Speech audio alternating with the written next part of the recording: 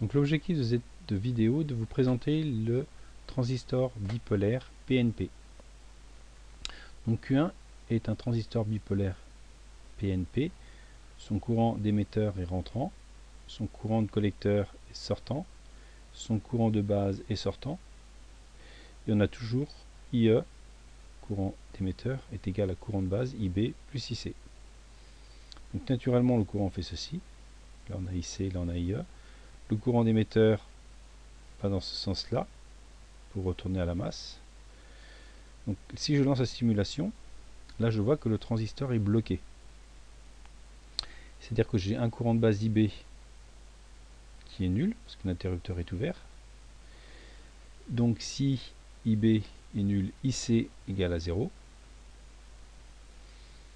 Là je retrouve quasiment 12 volts. Alors pourquoi je n'ai pas tout à fait 12 volts? Parce qu'en fin de compte, j'ai un petit courant de fuite qui circule, qui vaut 20 microampères entre l'émetteur et le collecteur. J'ai un courant de base nul.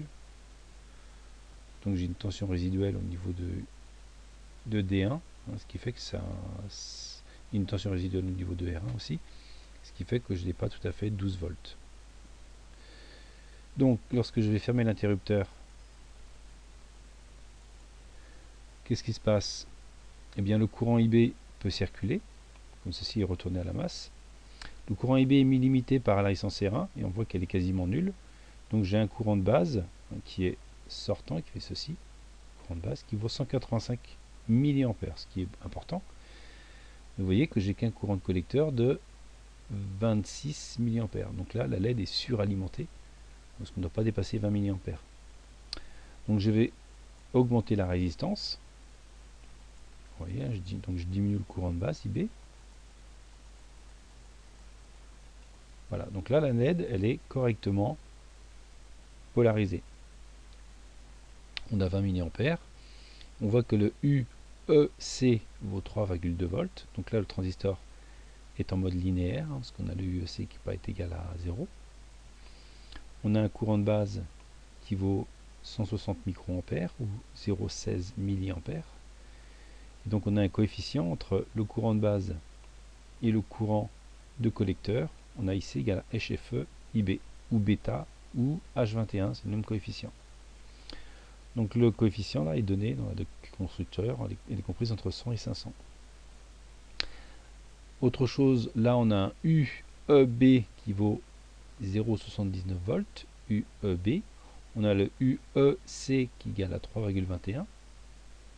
On a un IC à 19,8. Voilà.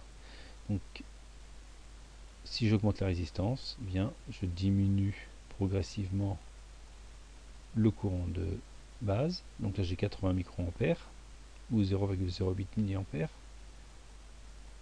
Et là, je vois que je suis vraiment dans le mode linéaire, c'est-à-dire que plus je diminue IB, plus IC diminue. On voit que IC diminue progressivement. Et donc la LED, au bout d'un moment, n'aura plus de courant. Et donc elle va s'éteindre. Voilà. Là, j'ai 20 microampères. 20 microampères fois le HFE. Donc là, j'ai un 4600 microampères, c'est-à-dire 4,6 milliampères. Et la LED est quasiment éteinte. Voilà. Là, le transistor est en mode passant, parce que le UEC vaut 8 volts. Et donc, plus le courant de base augmente, plus le courant de collecteur augmente, et plus le UEC diminue. Voilà. Donc là, on a la quasi-saturation. Donc là, le transistor PNP, le courant d'émetteur est toujours rentrant. Pour un transistor NPN, le courant d'émetteur est sortant. Donc, généralement, sur les schémas, on le représente comme ceci, parce qu'on représente toujours le courant partant du potentiel le plus élevé en allant au potentiel le plus faible. Donc là, le potentiel le plus élevé, c'est 12 volts. Le potentiel le plus faible, c'est 0 volts. C'est la masse, ou le ground. Donc le courant circule comme ceci.